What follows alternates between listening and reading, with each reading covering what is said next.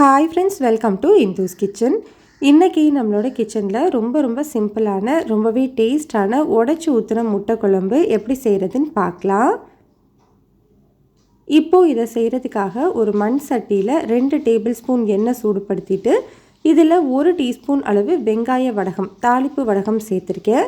இது இல்லை அப்படின்னா 1/2 டீஸ்பூன் கடுகு 1/2 டீஸ்பூன் வெந்தயம் சேர்த்து தாளிச்சுக்கோங்க.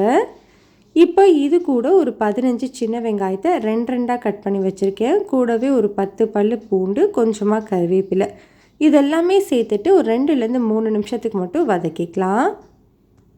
வெங்காயம் பூண்டு எல்லாமே நல்லா வதங்கி வந்ததுக்கப்புறமா இதில் 2 மீடியம் சைஸ் தக்காளியில் நடுவில் இருக்கிற அந்த கெட்டி பகுதியை எடுத்துட்டு சின்னதாக கட் பண்ணிவிட்டு சேர்த்துக்கோங்க. இந்த குழம்புக்கு தேவையான அளவு உப்பு 1 டேபிள் ஸ்பூன் கல்லுப்பு சேர்த்துட்டு இந்த தக்காளி நல்லா மசிகிற வரைக்கும் வதக்கி விட்டுக்கலாம். பாருங்கள், தக்காளி இந்த அளவுக்கு நல்லா மசிஞ்சு வந்திருக்கணும். இந்த டைமில் நம்ம மசாலா தூள் எல்லாமே சேர்த்துக்கலாம். இது கூட 1/4 டீஸ்பூன் மஞ்சள் தூள், 3 டீஸ்பூன் வீட்டில் அரைச்ச குழம்பு மிளகாய் தூள் சேர்த்துக்கிறேன். இது உங்ககிட்ட இல்லை அப்படின்னா 1 டீஸ்பூன் தனி மிளகாய் தூள், 2 டீஸ்பூன் அளவு மல்லித்தூள் சேர்த்துக்கோங்க, சரியாக இருக்கும். இப்போ இது கூடவே ஒரு 1/2 டீஸ்பூன் அளவு காஷ்மீரி மிளகாய் தூள் சேர்த்துக்கிறேன். இது கலருக்காக தான், காரம் இருக்காது. விருப்பம் இருந்தால் சேர்த்துக்கோங்க, இல்லைனா ஸ்கிப் பண்ணிக்கலாம். இப்போ இந்த தூளோட பச்சை வாசனை எல்லாமே போகிற வரைக்கும் நல்லா வதக்கி விட்டுக்கோங்க.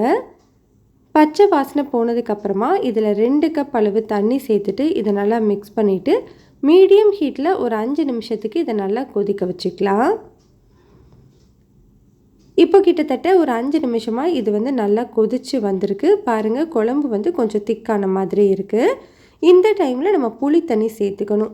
ஒரு சின்ன எலும்பிச்சம்பளம் அளவு புளியை 1/2 கப் அளவு தண்ணியில் ஒரு 15 நிமிஷம் ஊற வச்சு புளி தண்ணி எடுத்து வச்சுருக்கேன். அதை நம்ம சேர்த்துக்கலாம். புளி தண்ணி சேர்த்துட்டு இதை நல்லா கலந்துட்டு மீடியம் ஹீட்லேயே வச்சுட்டு ஒரு 5 நிமிஷம் கொதிக்க வச்சுக்கோங்க. அந்த புளியோட பச்சை வாசனை எல்லாமே போகட்டும். இப்போ நல்லா கொதிச்சு அந்த பச்சை மணம் எல்லாமே போயிடுச்சு. இந்த டைமில் இதில் 1/4 கப் அளவு துருவின தேங்காவை கொஞ்சமாக தண்ணி சேர்த்து நல்லா ஸ்மூத்தான பேஸ்ட்டாக அரைச்சி எடுத்து வச்சுருக்கேன். அதை சேர்த்துக்கலாம்.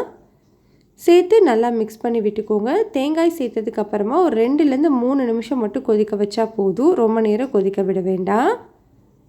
ஒரு 2-3 நிமிஷத்துக்கு அப்புறமா ஸ்டவ்வை லோ ஹீட்டில் வச்சுட்டு இந்த மாதிரி முட்டையை ஒரு பவுலில் சேர்த்துட்டு பக்கத்தில் எடுத்துகிட்டு போய் ஊற்றிக்கோங்க.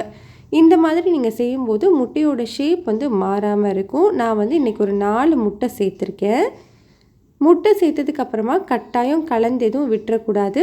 இதை அப்படியே ஒரு மூடி போட்டுட்டு லோ ஹீட்டில் ஒரு 5 நிமிஷம் மட்டும் அப்படியே வச்சுக்கலாம்.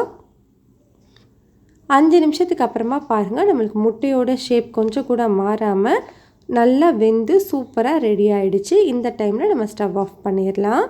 அவ்வளோதான், நம்மளுக்கு டேஸ்டான உடைச்சி ஊற்றின முட்டை குழம்பு ரெடி ஆகிடுச்சு. இதை ட்ரை பண்ணி பாருங்கள். இந்த ரெசிபி உங்களுக்கு பிடிச்சிருந்ததுன்னா லைக் பண்ணி ஷேர் பண்ணி இந்துஸ் கிச்சனை சப்ஸ்கிரைப் பண்ணிக்கோங்க.